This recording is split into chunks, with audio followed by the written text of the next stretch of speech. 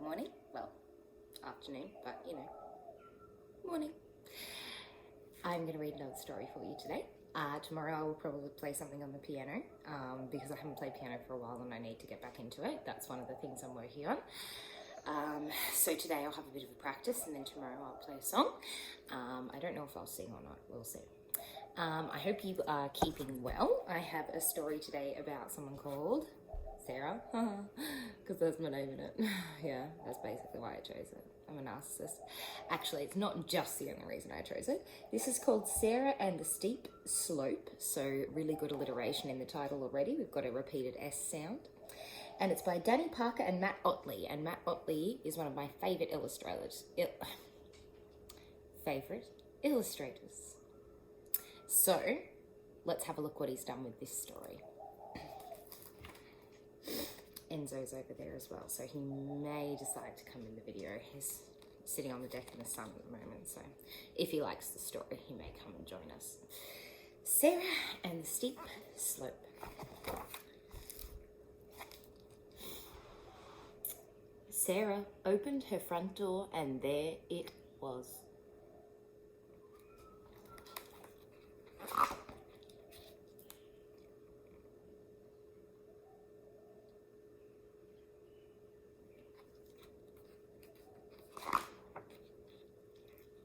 A slope, blocking out the sun and casting a shadow across the house. Sarah wondered, how would she get to see her friends? She gave the slope a gentle prod, then a push. It didn't move. How would she ever get over it? She tried sneaking out the back way, but it was still there.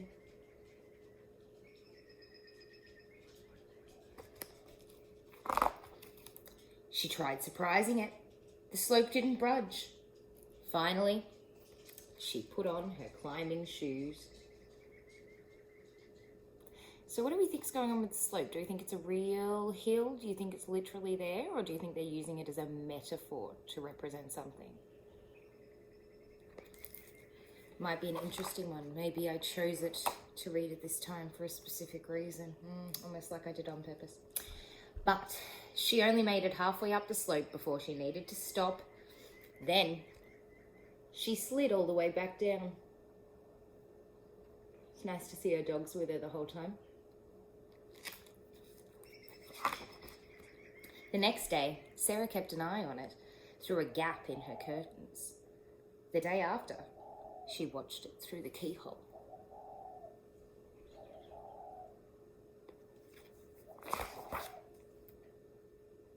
The following day, Sarah ignored it all day long.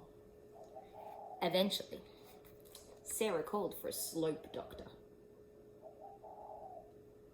Is a slope doctor a real thing? I think it might be a metaphor for something. Tell me what you see, asked the doctor, holding up a card. A slope, said Sarah. And this one? Asked the doctor. A slope, said Sarah. And lastly, said the doctor. Lots of slopes, said Sarah. You might have seen this in movies or books or TV shows. This is a really good one to make a text-to-text connection to. This is someone called a psychologist or a psychiatrist. So Sarah's struggling with the slope, isn't she? She can't manage to get out of her house, but she literally can leave. It's that she's struggling with her feelings. So they've sent her to a doctor to try and help her, but all she can see is the slope. The slope is a big challenge. So at the moment, some of us are facing a really big challenge being stuck inside, aren't we? Look at that picture. The use of perspective there. That's why I love Matt Otley. Look at that. Just beautiful pictures. I see, said the doctor. He handed her some more cards. I think you should take these, he said. Sarah wondered. She scribbled something on each one. She asked the doctor to post them to her friends on his way home. Sarah's friends came to visit the next day. They didn't notice the steep slope. "Where have you been?" they asked. "We missed you." They stayed and played all day long.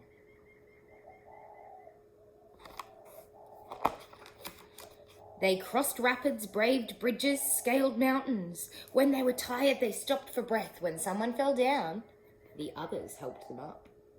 What a beautiful page. You can see their imagination there. Ooh. The next morning, Sarah peered through the gap in her curtains. She squinted through the keyhole. Finally, she opened the front door. The slope looked different. Far away at the top, her friends were waiting. Taking little steps, stopping sometimes for breath, Sarah climbed to meet them. Just when she felt she could climb no further, her friends held out their hands and helped her up. Do you see the slope?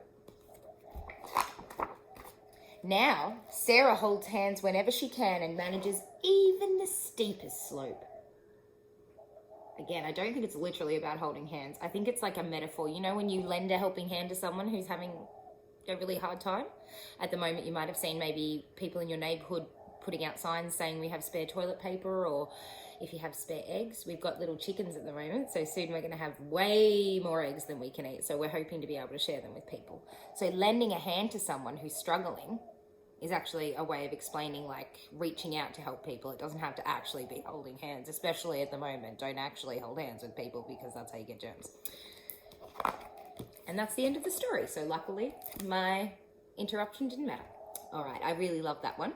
I hope you're having a good time. I'm going to end this video now because the last one was too long and I miss seeing you all. I will give you an update on our plants soon. They look pretty much the same as yesterday, so there's no point showing you them today. And take care. I miss you all. And tomorrow I will hopefully have practiced my piano enough to play something for you. Okay, love you. Bye.